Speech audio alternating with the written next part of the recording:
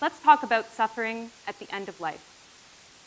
It may be uncomfortable to think about, but it's important that we do, as it involves some of the most challenging ethical issues we face. Strides in technology and improvements to the quality of our healthcare have gone far to reduce suffering, but cannot always provide a good death.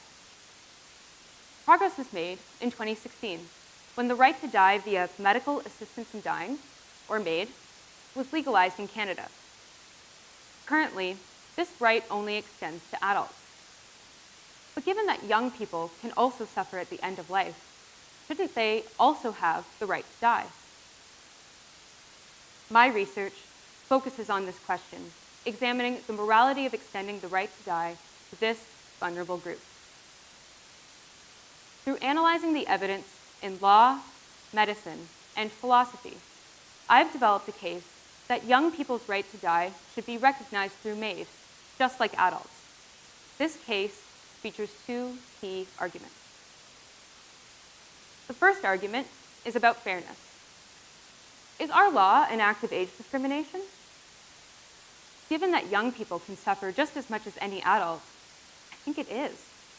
As it stands, the law disadvantages youth, because adults can now end their suffering on their own terms, while young people cannot.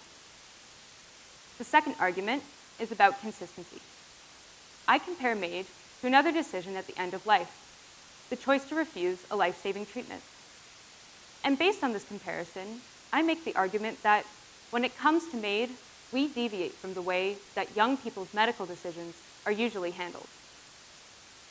For instance, if they're capable, a young person can refuse a blood transfusion on religious grounds, choosing to die when they can otherwise live.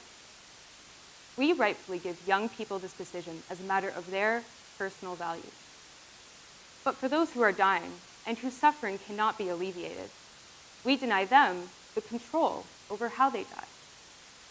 Now, the right to die for young people is a complex issue, challenging many of our deeply held values on autonomy and protecting the vulnerable.